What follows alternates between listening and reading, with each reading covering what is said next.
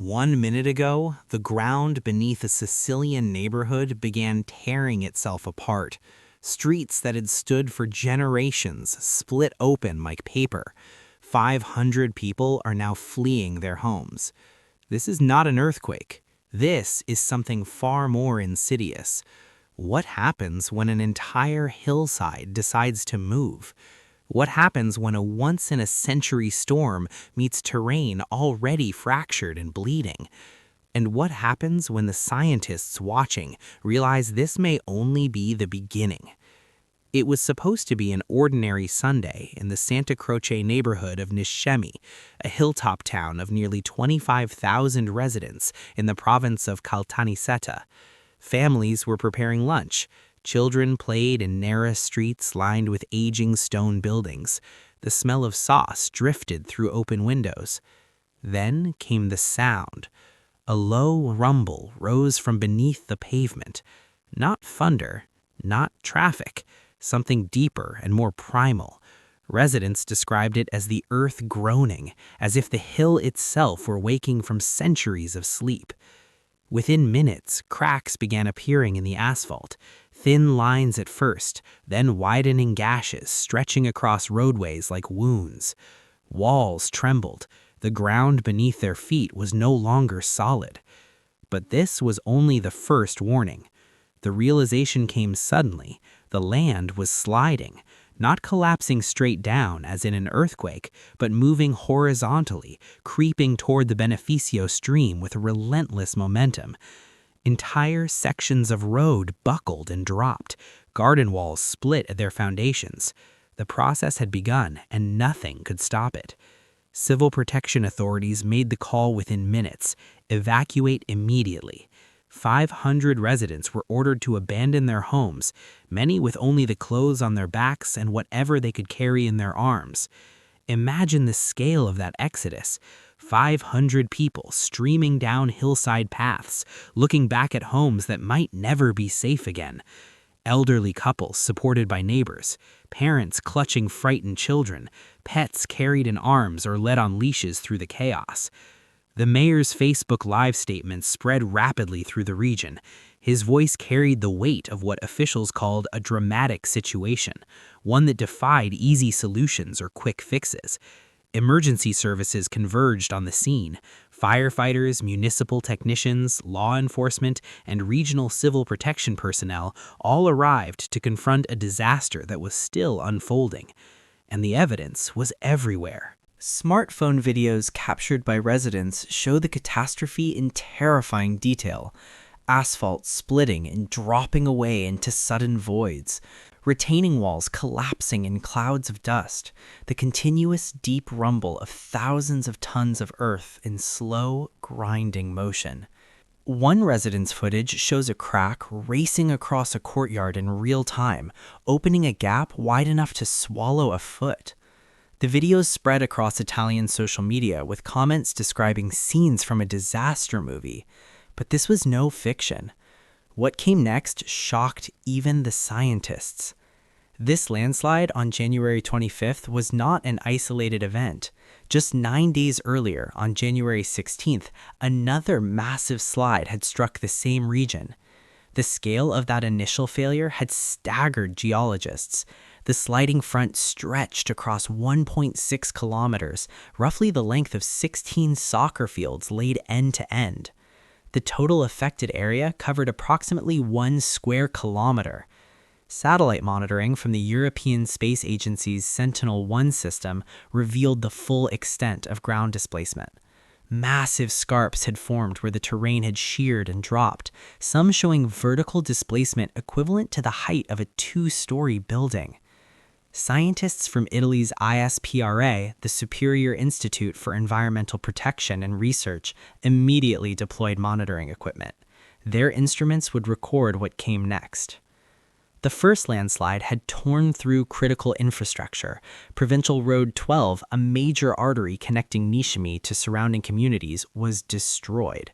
The pavement didn't just crack, it split and displaced by meters, rendering the route completely impassable. But the damage ran deeper than asphalt. The methane gas network suffered ruptures, forcing emergency shutoffs across affected areas. Fiber optic cables carrying communications for thousands of residents were severed. Near the Belvedere Canal, 35 people were evacuated as a preventative measure when engineers detected instability threatening their homes. And the ground kept moving. The monitoring equipment told a troubling story. Even after the initial failure, the soil continued sliding toward the Morrogio River Valley.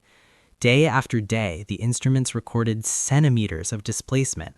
The landslide was not a single catastrophic event, but a prolonged process, the terrain bleeding downhill in slow motion. Scientists watched the data with growing concern. The slide remained active, the forces driving it undiminished. Something was feeding this instability, and it was about to become clear. Between January 18th and 21st, Cyclone Harry arrived. This Mediterranean cyclone, forming from polar maritime air colliding with warm North African currents, struck southern Italy with a violence unseen in 6 decades. The Calabria Regional Director of Civil Protection would later classify it as a once-in-a-century event. That description proved grimly accurate. Weather stations across the region recorded staggering rainfall totals. In San Sostene, Calabria, nearly 570 millimeters of rain fell in just 72 hours. The Meteo News Service reported that 24-hour rainfall totals exceeded the January average by 3 times in many areas. To understand this figure, consider that Sicily's annual rainfall typically ranges between 500 and 615 millimeters. The cyclone delivered an entire year's worth of precipitation in 3 days. But the rainfall was only part of the assault. An oceanographic buoy positioned south of Sicily between Malta and Porto Paolo di Capopassero recorded something that stunned meteorologists. A wave measuring 16 meters in height, over 52 feet, the tallest wave ever documented in the Mediterranean Sea. That is roughly the height of a 5-story building rising from the churning water. Cyclone Harry generated sirocco gusts reaching 120 kilometers per hour. Storm surges pushed waves exceeding 8 meters into coastal towns. The maritime fury forced the suspension of all ferries and hydrofoils to Sardinia and the smaller islands, leaving communities isolated for days. In Sicily alone, regional authorities estimated storm damage exceeding 500 million euros. Agriculture and coastal tourism businesses bore the brunt of the destruction. More than 1,600 firefighter interventions were logged across Sicily, Calabria, and Sardinia. The storm's power was undeniable, but its most devastating legacy would play out underground. All that rain did not simply run off into the sea. Much of it fell inland, across the hills and valleys of central Sicily. And in Niscemi, already sitting on unstable terrain, the water seeped into every crack, every pore of the clay-rich soil.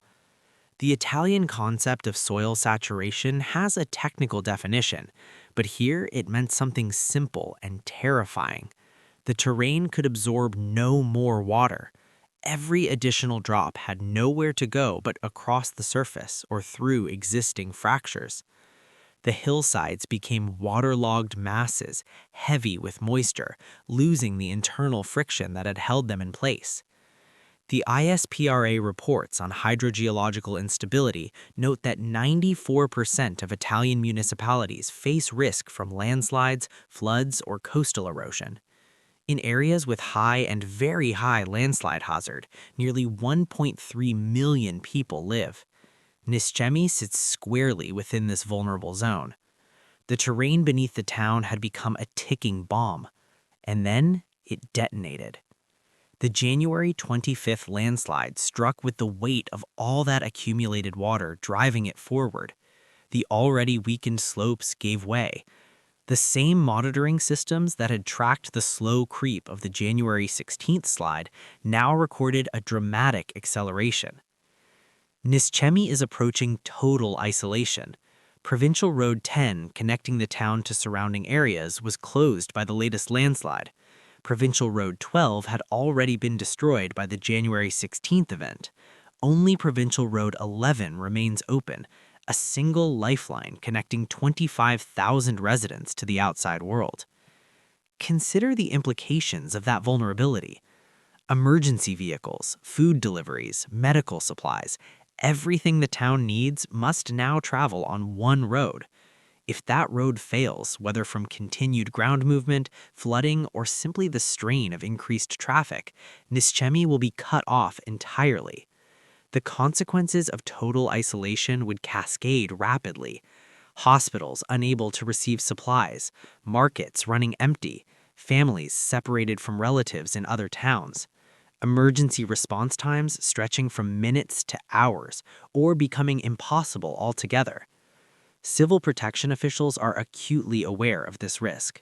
Regional Civil Protection Chief Salvo Cosina traveled personally to Niscemi to coordinate operations. Working in direct contact with Regional President Renato Schifani, he ordered hundreds of camp beds transferred from Palermo to the Pio La Torre Sports Palace, converting the athletic facility into an emergency shelter. 70 volunteers deployed to assist displaced residents. National government support was pledged through Minister Nello Musumeci. The machinery of disaster response swung into motion. But the signs of strain were everywhere. In the shelter, families settled onto unfamiliar beds in a cavernous sports hall. Children asked questions their parents could not answer. When can we go home? Will our house still be there? The psychological toll of displacement, the uncertainty and loss of control, weighed heavily on evacuees who had done nothing wrong except live on unstable ground. Schools across the affected area closed indefinitely. No reopening date was announced, leaving families to juggle childcare with the urgent work of securing their belongings and futures. For the displaced, there was no timeline for returning home. Some might never return at all. One resident speaking to local media captured the mood in words that needed no elaboration. "We do not know when this will end or if it will end." The geological vulnerability of Niscemi was not a secret. The town sits on geological units composed primarily of clay and sand, formations common throughout central and southern Sicily. These materials, while stable under normal conditions, undergo profound transformation when saturated with water. Geologists describe the process in technical terms, loss of cohesion, but the practical meaning is simpler. When soaked, the clay-rich soil behaves like paste. The internal bonds that hold particles together weaken and fail. Slopes that stood firm for decades suddenly lose their structural integrity. ISPRA's inventory of landslide phenomena in Italy has recorded over 634,000 landslides across the country, representing 2/3 of all documented landslides in Europe. Sicily ranks among the regions with highest population exposure to landslide hazard. But Niscemi faces additional risk factors beyond its clay foundations. The terrain surrounding the town features extensive calanchi, deep erosion ravines carved into the landscape over millennia. These badland-like formations, common across the Italian peninsula, represent areas of accelerated soil loss. Their presence indicates terrain already compromised by long-term degradation. Scientific studies published in journals like Geomorphology document how calanchi develop on clay-rich deposits through cycles of wet and dry seasons. The Mediterranean climate, with its stark contrast between summer drought and winter rainfall, creates ideal conditions for this erosion. Deep cracks form during dry periods, then fill with water during storms, accelerating the breakdown of soil structure. The slopes around Niscemi tilt toward the Moroghio River Valley, creating a natural downhill pull. Gravity never stops working. Given enough moisture, enough time, enough weakening of the soil matrix, the land will move. Niscemi faces a perfect disaster combination: unstable clay soil, heavy saturation from unprecedented rainfall, steep slopes, and historic erosion features. Each factor amplifies the others. And this town has seen such disaster before. Older residents remember 1997 when a similar landslide event struck the region. The trauma of that experience shaped a generation. Now, nearly 3 decades later, history appears to be repeating. The memory serves as both warning and burden. Those who lived through 1997 know what prolonged displacement feels like. They know the financial ruin of homes rendered worthless. They know the psychological weight of uncertainty that stretches from days to weeks to months. But they also know that landslides are not momentary events. They are processes. Monitoring instruments continue recording movement. Specialists from Rome have joined local technical teams, bringing equipment and expertise to assess the ongoing situation.